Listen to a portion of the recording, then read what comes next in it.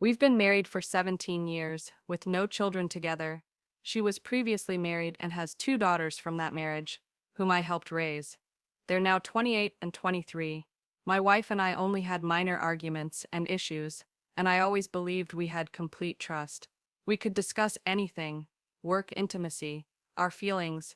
We'd often sit on the couch, talking about life and philosophy. I thought we had a strong connection and a fulfilling, intimate life.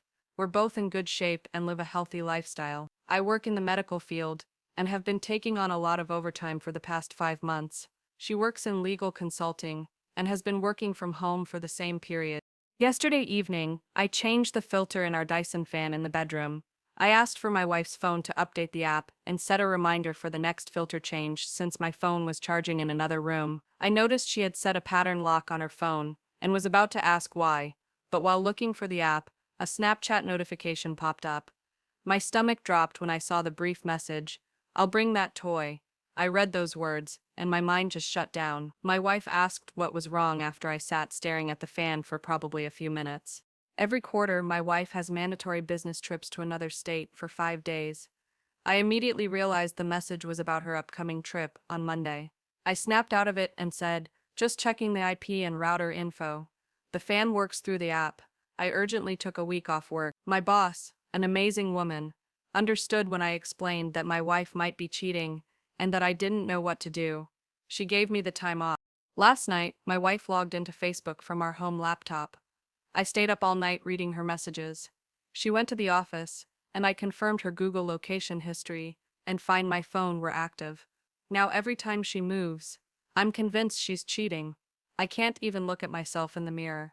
She doesn't know I saw the notification. I accessed her Verizon Messenger. There were at least 15,000 messages since last February. Memes, flirting, explicit photos, and even adult content. She stopped messaging him on Verizon 3 months ago. Not because she ended the communication, but because they switched to Snapchat, which is better for hidden chats. I don't use social media and know nothing about it. Only now did I learn that Snapchat doesn't use Facebook to log in, just an email and password. She logged in from our home laptop 3 nights ago while lying next to me, stroking my back as I fell asleep. She was messaging him and sexting right beside me. This guy is younger than her, a married coworker with 3 young kids. I've met him twice, shaken his hand. I keep walking through the house I built for her, unable to process what's happening. I feel almost nothing but burning rage. I logged into Snapchat, and the full truth hit me. I called my best friend, who's been divorced 3 times. Don't ask about his choice in women, and he recommended a tough divorce lawyer. I plan to screenshot and save all the evidence. I desperately want this to be a nightmare. She discussed my insecurities with him and wrote, "I love you." They're not making long-term plans. It's just physical, which makes it both better and worse. She's thrown away our life together for a fling. She knows infidelity is an absolute deal breaker for me. On the day of her business trip, I usually drive her to the airport, and we have a long goodbye. Now I can't imagine doing that and pretending everything's fine. My friend said, "Print everything and try to recover the Snapchat message." As far as I know, that's impossible without her phone. Today, I'm meeting a lawyer, paying a fortune for an urgent appointment. I want to start the divorce process as soon as possible and need a clear plan. I'm tempted to fly after her, show up at her hotel, and catch her in the act. I have access to her booking details and added myself as a contact so I could get a key to her room without raising Wizen.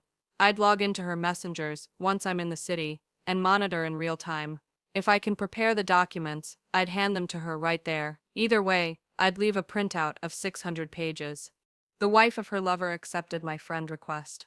I'm still debating whether to send her all the evidence now.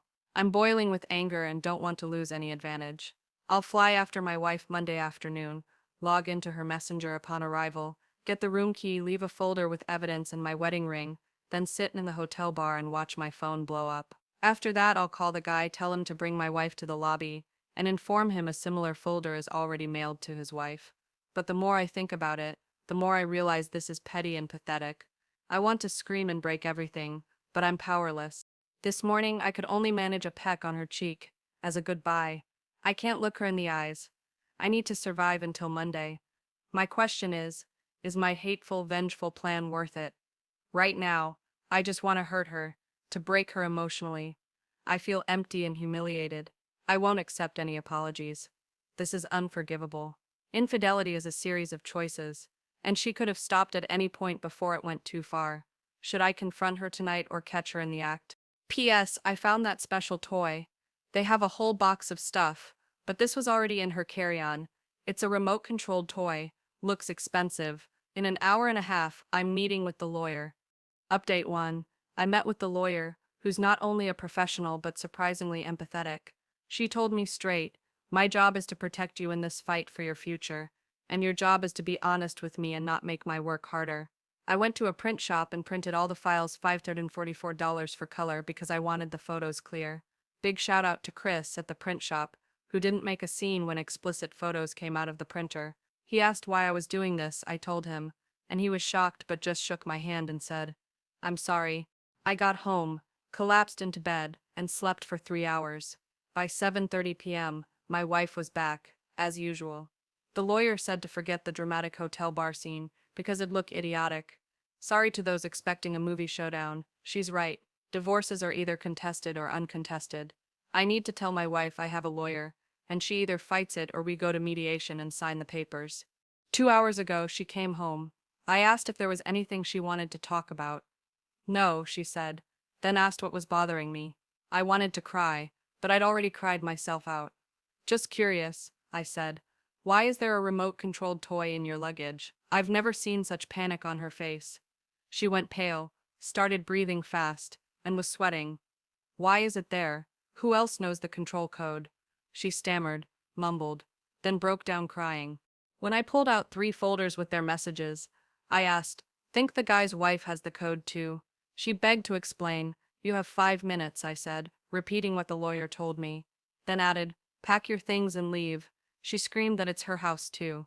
I calmly replied, maybe, but I'll tell everyone about your cheating and betrayal. Even our girls will know. Either you leave quietly now and find a place, or well, you've got a whole week on your trip. She froze. I opened Facebook, showed her the lover's wife's profile, and said you tell her, or I'd do it now. Tears, sobs, pleas. I love you, I didn't mean for it to go this far. You can't do this to me. Looks like I already am, I said and hit send. I apologized to his wife in the message and attached the evidence file. No response from her yet. I started flipping through the pages, reading random bits of their chats aloud. I want to spend the whole day with you, just being one with you. You're better than any woman I've ever been with. My wife was sobbing, choking, trying to talk about us. Our marriage can survive this mistake, she said. I'll never forgive you. You threw away 17 years of our life. I replied.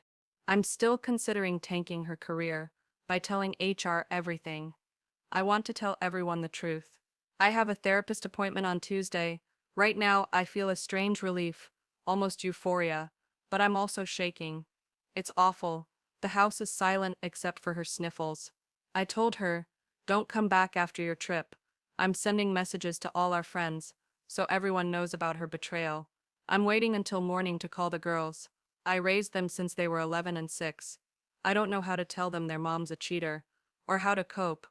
Update 2. I got nearly 1,000 requests for updates, or just info about my pain and hate-filled life. My therapist said writing this out might help me ground myself and focus. To those who said Snapchat doesn't work that way, you're right, it was open in the background, but they mostly used WhatsApp. I don't care. As I said, I don't know social media. I saw everything. Thanks again to Dyson for their app and that damn good fan my brother-in-law gave me for Christmas. A bit of backstory to explain why I feel so awful. My first post was a stream of consciousness. As chaotic as I was then, I was in college in Las Vegas in the mid-90s, graduated in 1999. It was a wild time, and I lived it up. Back then I decided I'd never marry, because marriage was an outdated concept that stripped away freedom. Kids? Definitely not. After graduating, I quickly moved up in cardiac intensive care. In 2001, I returned to Texas and started a master's to become a nurse practitioner, specializing in cardiac surgery, while applying to med school for the necessary degree. That's when I met my soon-to-be ex-wife. She was short, curvy, I'd say voluptuous now, a fiery redhead. Our relationship was intense from the start. Within 3 months, we were saying I love you.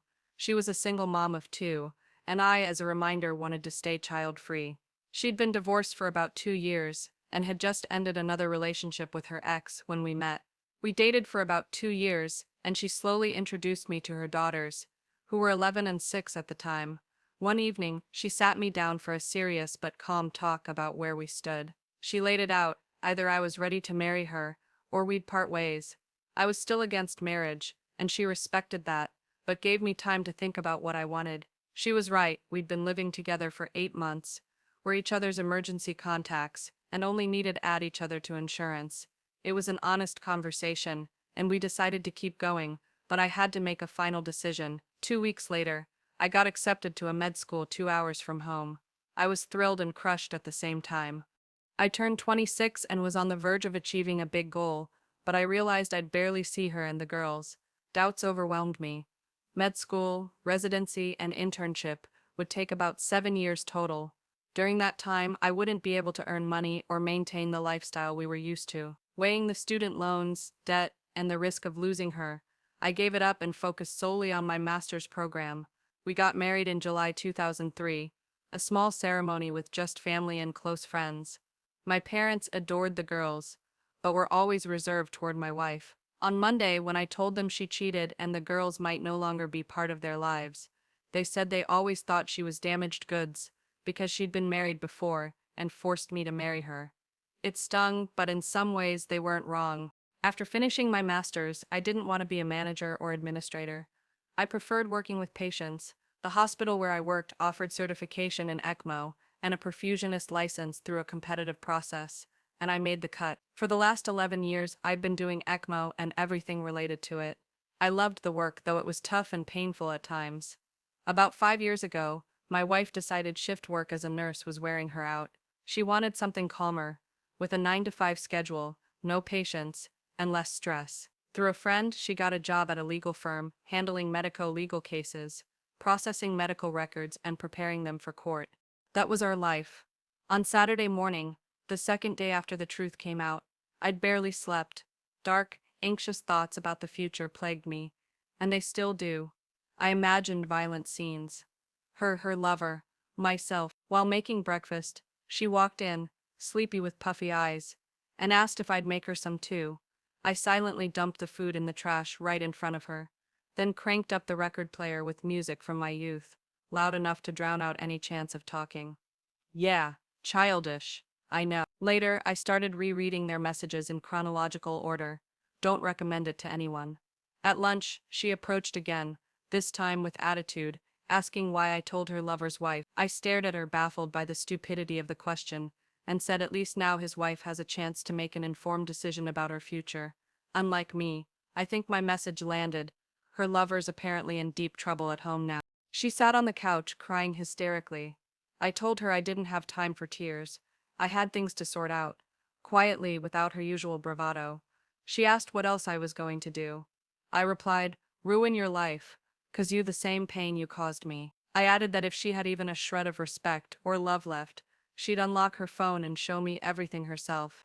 She refused, saying it wouldn't matter because I'd use it against her anyway, then stormed off to the guest bedroom. I found her employment documents at home. Their company has a corporate security department, so I called and left a detailed message.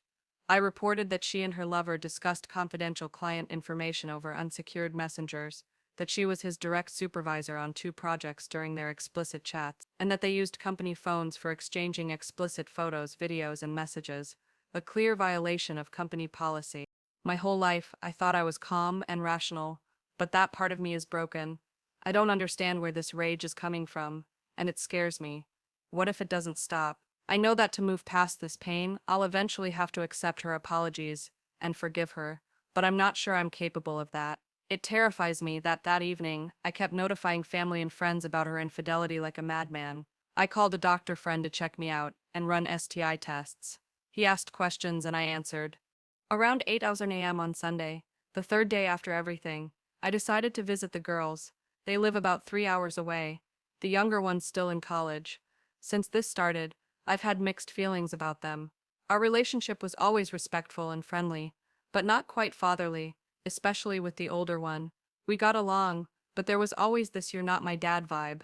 It was less with the younger one, but when they were together it intensified. I left at 5 a.m. and arrived at their apartment by 8:45. Their dad pays the rent. I brought treats and good coffee. They immediately got worried when they saw me. Before they could ask, I told them what happened and that their mom would likely move out in the next 3 to 6 months. Honestly, telling them in person was the best way. I laid it all out. They were disappointed in her. I explained I didn't want to make them choose sides. They're adults. Our relationship is complicated, and if they decide they don't want to stay in touch with me, I'd accept it. It hurt, but it'd also be a relief. I asked them not to cut ties with my parents, and they agreed to keep in touch with their grandparents. I left around 11 a.m. and stopped by my best friend's place. I let myself break down and cried. I helped raise those girls as best I could. Their dad was barely around for most of their childhood, then started a new family and moved away. My friend decided I'd had enough to drink in the last 72 hours and told me to sleep. I stayed over. My ex-wife had been blowing up my phone since I left the girls' place, but I was too drained to care. On Monday I got home around 8 a.m. and saw her Porsche still parked outside. For a second I thought she took an Uber or taxi to the airport. But no, she wasn't going anywhere. She was up, had made breakfast, and asked if I'd eat with her. I sat down. She asked how it tasted. I said like garbage. I told her the last 5 days, I could barely feel anything but bitterness and anger. She took sick leave and canceled her trip. She started saying how much she worried about me, how much she loved me, and that the older daughter called her yesterday, saying both girls were shocked by her behavior. I laughed, but it was a weird, hysterical laugh that surprised even me. "Oh, you love me so much," I said. "So much you were screwing around behind my back for years. You and that married guy, you love me so much, you threw away half my life." Ha! She still hasn't given me a single reason why she did it. When I pointed that out, she got worse. I opened the bar, grabbed the bottle of 18-year-old whiskey my grandfather bought us as a wedding gift. It was our tradition to take a sip once a year and talk about how things only get better with time. I chugged a third of the bottle and said, "Sorry, didn't offer you any. You don't deserve it." Then I went to the bedroom and started taking down every photo of us together, piling them on the kitchen table. She left. My lawyer's assistant called to say the divorce petition was ready. I needed to sign it, and my ex-wife would be officially notified within 10 business days. I was drunk but signed and sent the document. A few minutes later, I got a message from her lover's wife. She reluctantly thanked me for the horrible but necessary revelation. She didn't want to talk but said she found his chats and videos with other women besides my wife, kicked him out and was heading to a lawyer. I downed a couple more glasses, blasted music, and passed out around 4 p.m. At about 10 p.m., I heard her come back. She saw the pile of photos and things that once meant something, and started sobbing, begging to talk. I asked one question. Why? She just kept saying, "I don't know." I called her every name in the book, told her she made her choice when she sent that first message. Drunk, I didn't hold back. I laughed, ripped off my shirt, and said, "You threw this away. I'm 6'4", 200 pounds, and until last week, I ran and hit the gym 4 times a week. And for what? Some pot-bellied loser with a tiny dick?" I went to the shower. When I came out, she was in bed naked with candles lit, begging for intimacy. I turned on the camera and made her repeat what she'd said. Thanks to those who suggested recording it. If my reaction somehow doesn't convince her, the recording will prove it was her choice. I was cruel to her. I told her I wanted to go in the back door, and that she needed to beg me for it. I recorded everything. Afterward, my head was a mess. I love her yet feel nothing. I hate her yet think about her constantly. I want her, feel like I need her, but even acknowledging that hurts. We fell asleep together. When I woke up, I had a brutal hangover and couldn't look at myself in the mirror. On the 5th day, I went to a therapist for a 2.5-hour session. Turns out my ex-wife followed me and was waiting outside. When I came out, she demanded to know what I was doing. I said loudly, hands shaking. Getting help after realizing I wasted half my life on someone who can't even explain why they betrayed me. The therapist saw most of the scene. I called her every name in the book and told her I wished she'd die. The session was intense. He prescribed a sedative, booked me for Thursday, and we talked about my anger, the betrayal, and my fear of the future. I admitted I'm terrified of the unknown. A week ago, I felt whole. I had purpose, plans, a partner I could face anything with. Now I'm a ship without a rudder or sails. No direction, no strength to navigate. The therapist explained that why isn't one question, it's a series of questions to understand motivation. One stuck with me. What gave you the right to do this to me? I told him about our intimacy. He advised stopping, saying it'll only confuse things more if reconciliation isn't my goal. I cried, raged, and left feeling drained. She was still outside. I walked past her without a word. I got STI tests, and the doctor told me to stop drinking and be cautious with the sedative. Back home, I started packing. I decided to move out. I called work and requested a meeting with management. In my state, I can't work or make life or death decisions. I went to the hospital's admin building, met with leadership, and submitted my resignation with a 6-week notice, the minimum for my specialized role. I explained briefly, my ex-wife's actions created a stressful home environment, and staying would harm patients, the team and me. I planned to move far away. After work, I grabbed groceries. I'd barely eaten all week, surviving mostly on alcohol. Following my therapist's and doctor friends' advice, I cooked, stopped drinking, and ate. When I got home, my ex was sitting in the dark living room with a glass of wine, looking at old photos. She was dressed up, makeup on, tears streaming. She stood, tried to hug me. I gently pushed her away, pulled out my phone, and started recording. She cried harder, said her lover's wife called, and revealed he'd been with other women too. She admitted she was a complete fool, that every name I called her was fair, and begged me to think about us. I replied, "Why? You didn't think about us when you betrayed me." I told her I was sorry her lies were exposed, but I knew she was sorrier about starting over than losing me. I kept going, told her I called her company's corporate security, and reported her violation. I wasn't yelling or angry, I was shaking slightly, but felt everything pouring out, a mix of relief and emptiness. When I finished, I put away groceries, made a sandwich, and went to bed. She was in my bed again. I started recording and set clear boundaries, repeating what the therapist said about intimacy. I told her that in 17 years of marriage, I never turned her away, but now I was. I told her to go to the guest room. She refused. "Fine," I said. I woke up and she was curled up next to me. I got up, did a light workout, worked on my resume, and sent job applications. By year's end, I might be working in Seattle. I love my parents, and will miss them, especially as they age, but I can't stay in this city. I don't want to risk running into her again. I want to be free, away from reminders of my mistake. It was a gray, rainy day. I met my best friend, told him what's going on. We decided not to drink. My lawyer said my move won't affect the financial division. I'll live off vacation pay until late October, then use my share of savings to relocate and settle. I feel empty. I try to laugh at my friends' jokes, but it's forced. I keep slipping into a void. My ex has been going to the library, reading books on relationships. I track her via Google.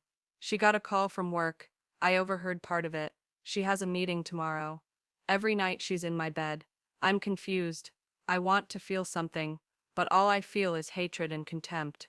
I don't need intimacy for pleasure anymore. I crave cruelty. During rough intimacy on Monday, I felt a runner's high, but then crashed hard and was angry at myself the next day. I'm starting to doubt whether I truly don't want her back. I know she broke everything, but I'm not sure I'll ever forget or forgive. I set rules, recorded, and made it clear intimacy isn't reconciliation, or a sign I want anything. It's probably just a hysterical, unhealthy connection. I warned her I wouldn't be gentle, that I didn't care about her wants or feelings. She nodded, tears in her eyes, quietly said she deserved it, then got on all fours. On Thursday, the 7th day, I woke up with her pressed against me. I lay there, listening to her breathing change, feeling her watching me. Without turning, I asked about her meeting. She said it's with HR and probably won't go well. I said, "Yeah, well," she asked, "what can I do to make things right?" I stayed silent. She suggested an open marriage. She wouldn't be with anyone, but I could. I smirked. "No, I don't trust you." She admitted that's fair. We talked without looking at each other. It was easier. Her face makes me angry. I asked what I did wrong in our marriage to make her need more. She said I was perfect. I smirked again. Clearly that wasn't enough. She said it was an adventure, that she lived for the adrenaline, and realized too late that if it came out or went wrong it'd destroy everyone. She called it both a huge relief and unbearable pain. Later, I went to the therapist, told him about work, job responses, my ex, our intimacy, and my thoughts. He didn't judge, just wanted to keep me from getting more confused.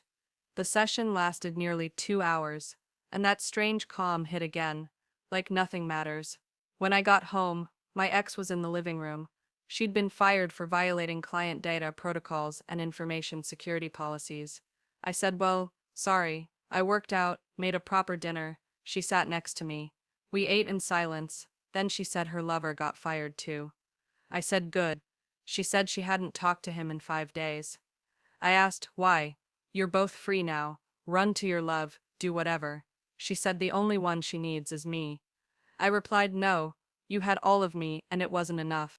I reminded her that in 20 years of work and our relationship, other women made offers too many times to count, but I never fell for any of them.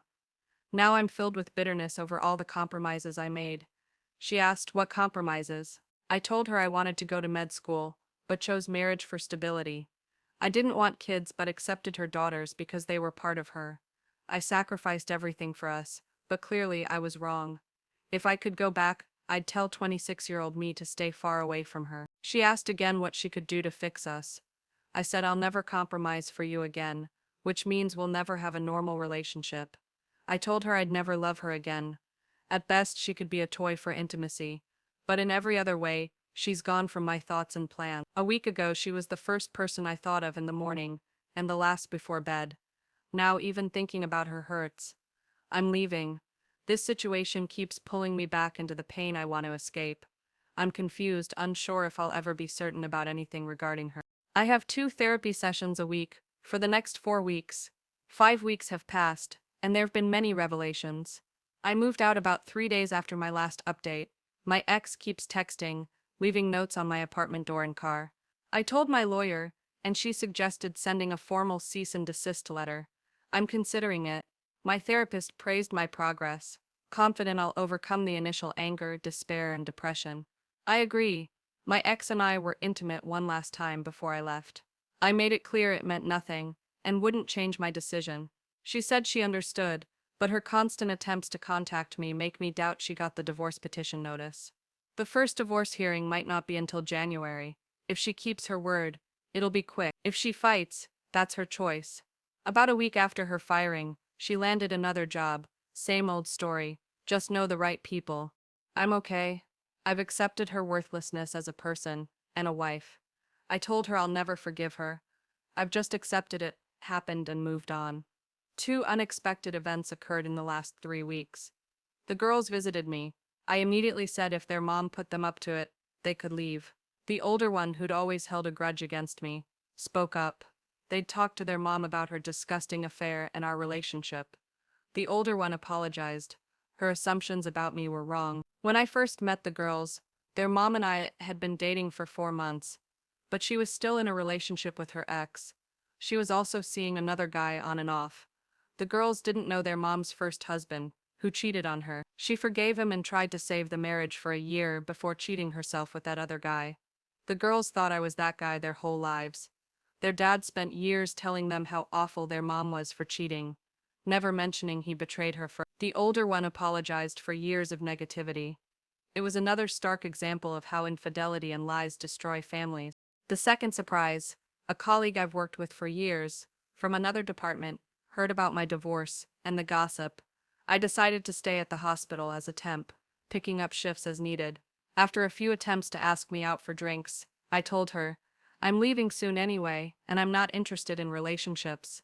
She smiled, squeezed my hand, and said she wasn't looking for forever, just some fun. We spent a few nights together. She even helped me pack and drove me to the airport for my Seattle interview. She picked me up when I returned. I nailed the interview, and the hiring agent has tons of offers for me. I like the idea of contract work, staying with my parents between gigs. I'm not sure what I want. It's strange, a bit scary to be free of responsibility for someone else for the first time. My lawyer said there'll be no alimony or spousal support. We're in a no-fault divorce state, so infidelity doesn't affect the process. But with evidence, it can impact property division. She thinks I could get a 70-30 split in my favor. Selling the house is inevitable. I asked a realtor to appraise it. It'll be a big sum, but no money can make up for 17 years down the drain. I'm thinking about a 3-month trip to Europe. I'm starting to feel again, and it's surprisingly positive. Thanks, everyone. Some of your messages were incredible. Alongside therapy, you helped me get through this.